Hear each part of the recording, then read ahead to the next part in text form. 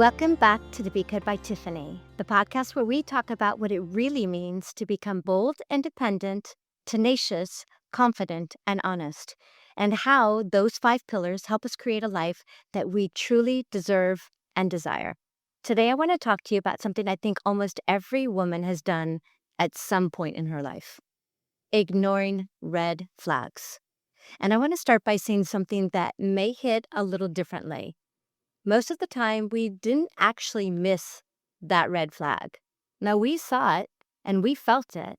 Something inside of us tightened, and our intuition whispered, something isn't right. But instead of listening, we explained it away. We didn't want it to be true. He's just stressed. She's going through something. Maybe I'm overreacting. Nobody's perfect. I need to give them another chance. Maybe I expect too much. Or my personal favorite, the one so many women use. But they're such a good person. Yes, maybe they are. But a good person can still be the wrong person for you. And sometimes we become so attached to someone's potential that we actually stop paying attention to their patterns. And that's what we're talking about today. Because a red flag isn't always screaming at you, and it's not always bright red. Sometimes it's simply a quiet feeling inside of you saying, pay close attention. This episode of The Be Code was brought to you by my upcoming book, How to Become a Bitch and Live Happily Ever After. In this book, I reclaim bitch as an acronym. It's not about attitude, it's about freedom. And inside, I take you deeper into each of these 5 pillars, expanding them into a full journey back to yourself. This book is my heart, my story, and the framework that has helped countless women transform their lives. It comes out this year, but you don't have to wait. I created a free Be Code starter guide just for you. 5 pillars, 5 practices, 1 powerful shift, so that you can start stepping into your bold, independent, tenacious, confident, and honest self, which just happens to be the best version of you. It's yours at blossomlifeco.com/Be Code starter guide. Download it today and start living your Be Code. Let's talk about why we ignore red flags. So why do smart, intuitive, strong women ignore things that, looking back, seemed so obvious? I don't think it's because we're naive. I just think it's sometimes because accepting the red flag requires accepting what the red flag might mean. And that's the part that we don't want to face. Because if I admit this behavior isn't okay, what do I have to do about it? Or if I admit this relationship isn't healthy, do I have to leave? If I admit this person keeps disrespecting my boundaries, do I have to confront them? Or if I admit they're showing me who they really are, do I have to stop believing in who I hoped that they would become? Sometimes ignoring the red flags, it feels so much easier than dealing with the truth behind it. And for one, we fall in love with potential. This is a big one. We don't always fall in love with who someone is. Sometimes we just fall in love with who we believe that they possibly could become. So in other words, we see glimpses of this amazing person. And then when their behavior doesn't match those glimpses, we hold on to the glimpses. But I know who they are deep down. Okay. But who are they consistently? Because potential isn't a relationship, and it's not going to make a good one. Patterns are. And I believe one of the greatest mistakes we make is giving someone credit for who they could be while continually getting hurt by who they're choosing to be. 2 is that we confuse empathy with excusing behavior. And yes, women are often very incredibly empathetic. We want to understand. Maybe they had a difficult childhood. Maybe they've been hurt. Maybe they're afraid of commitment. Maybe nobody taught them how to communicate. Oh, maybe they're just under pressure. And understanding someone's behavior is beautiful. But here's what I've learned. Understanding why someone behaves a certain way does not require you to accept the behavior. I want to repeat that. Understanding why someone behaves a certain way does not require you to accept the behavior. You can have compassion for someone's wounds without allowing those wounds to actually wound you. And that distinction right there is huge. Another thing is we don't want to start over. This is especially difficult when we've invested years into something or even when we're getting older. So when it's difficult because we've invested years like into a relationship, a friendship, a marriage, a career, a business partnership, we often think, I've already put so much time into this. But the amount of time that you've already invested is not a reason to keep investing in something that's costing you your peace. Sometimes we're not staying because something is good. We're staying because leaving feels so scary. And there is a huge difference. Another one is we're afraid of being too much. That is so huge for women. Too demanding, too sensitive, too difficult, too picky, too emotional, too high maintenance. How many women have talked themselves out of their intuition because they didn't want to be labeled difficult? So instead of saying, that doesn't work for me, we say, maybe I'm overreacting. Or instead of asking why someone's behavior made us uncomfortable, we start questioning whether we had the right to feel uncomfortable in the first place. And that's where self-abandonment can begin. Because every time your intuition says no, and you force yourself to say yes, you're teaching yourself not to trust your own voice. Here's another one. We mistake chemistry for compatibility. This one is so important. So you can have incredible chemistry with someone who is completely wrong for you. Chemistry is attraction, yes. Compatibility is alignment. Chemistry can make your heart race. Compatibility makes your nervous system feel safe. Chemistry can be so exciting. Compatibility has consistency. And sometimes what we call butterflies isn't always love.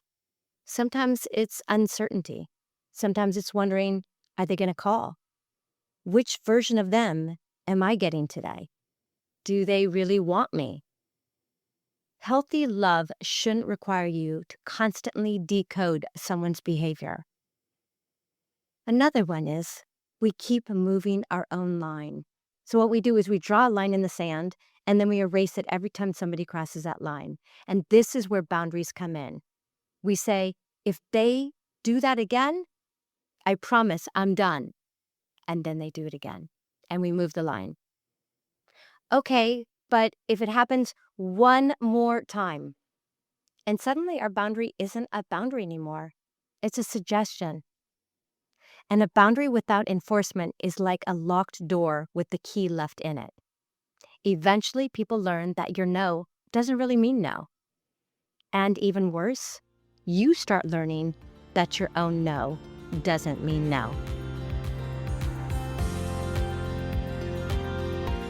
So I've had times in my life where I knew something didn't feel right long before I was willing to admit it. And looking back, what fascinates me isn't that I didn't see the signs. I did. I just didn't always want the signs to mean what they meant. I wanted to believe the explanation. I wanted to give another chance. I wanted to believe that things would change.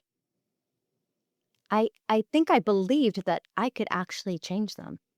And because I consider myself a positive person, I could always find the good.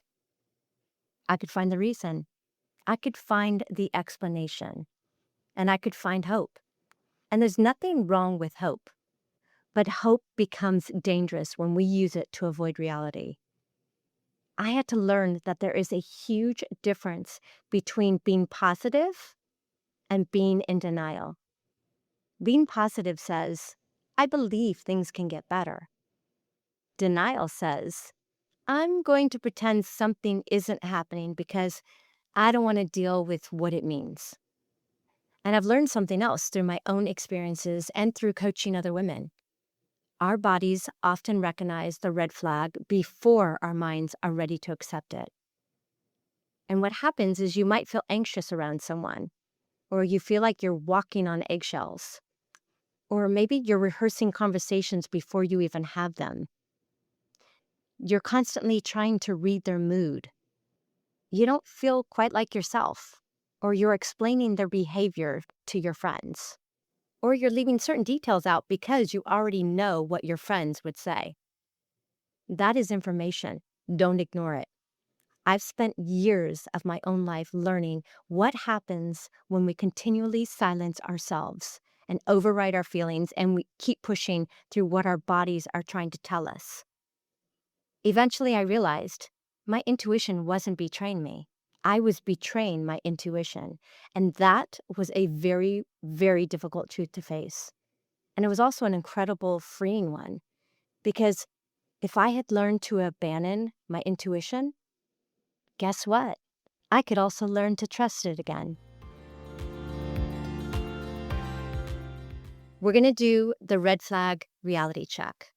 So I want you to think about one relationship in your life right now. It could be romantic, a friendship, a family member, a colleague, anyone. And I want you to ask yourself these 5 questions. Number 1, what behavior am I repeatedly explaining away? Not something that just happened once. What keeps happening? Number 2, if my daughter, sister, or best friend told me this exact story, what would I tell her? Because isn't it interesting how clearly we can see someone else's red flags? Number 3, am I responding to who this person actually is or who I keep hoping they'll become? And I know that's a hard one. Number 4, what is this relationship costing me? My peace, my confidence, my self-esteem, my voice, my boundaries, my sleep, my ability to trust myself? And finally, number 5, if nothing about this person or situation changed for the next 5 years, would I still choose it? And don't answer based on potential. Don't answer based on promises. And don't answer based on the person they were in the very beginning. That's a really important one. Answer based on what exists today. And that answer may tell you everything that you need to know. Time for flipping the switch. Now we're going to flip the switch. So instead of maybe I'm overreacting, I want you to flip it to maybe my feelings are giving me information that I need to pay better attention to. Instead of, but I know they can change, I want you to flip it to, I make decisions based on patterns, not potential.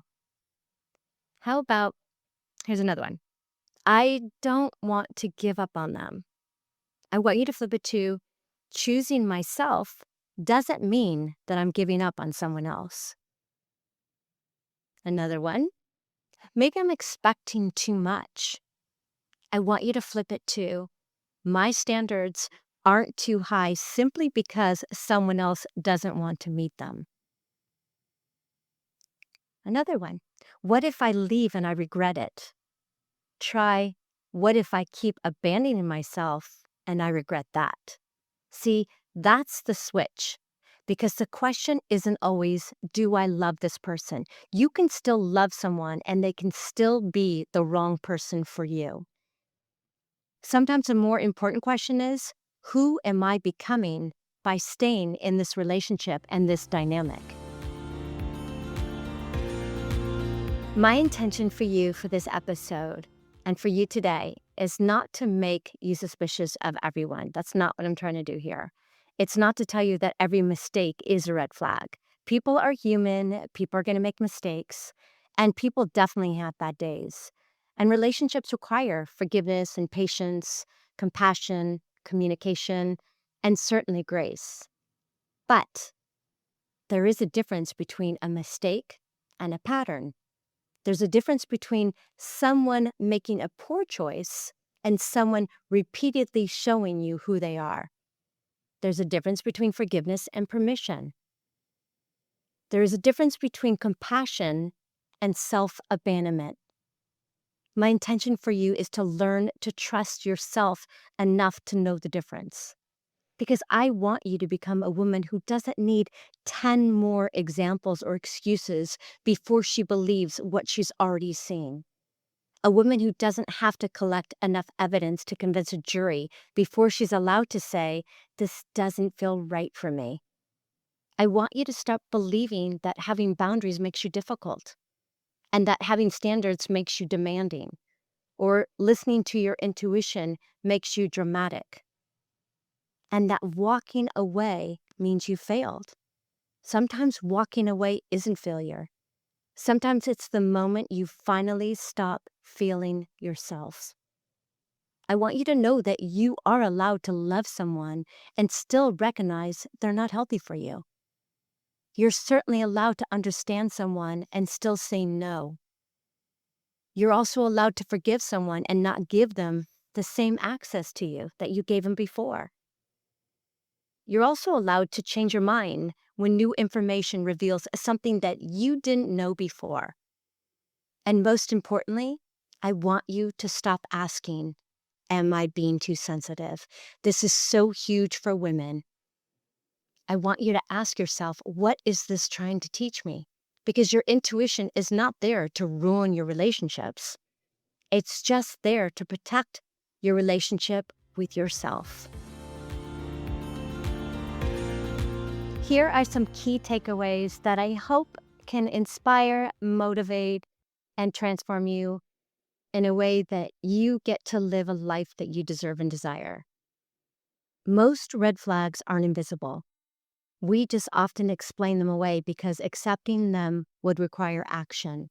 And action sometimes is scary. Potential is not a pattern.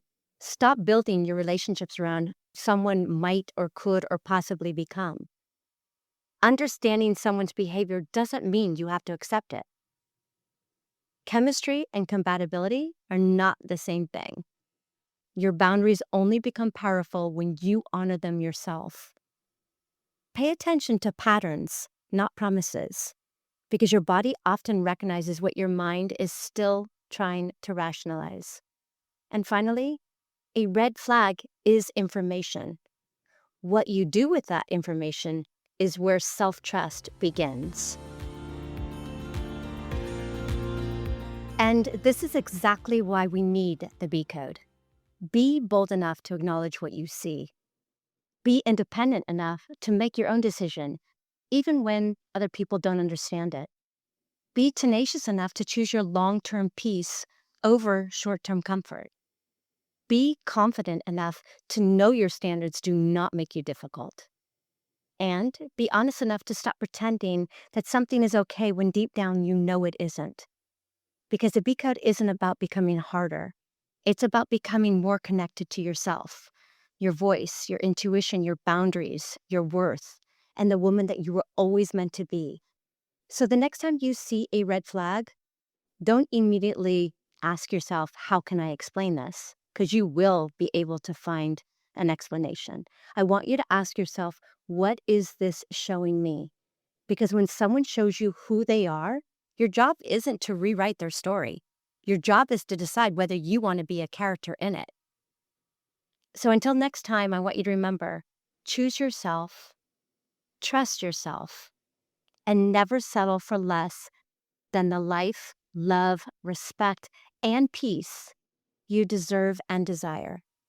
This is the B Code by Tiffany. And remember, this is more than a methodology. It's a movement. And welcome to it. So I hope you tune in and join me every other week to get your dose of truth, empowerment, and perhaps a gentle nudge to become the woman you were always meant to be.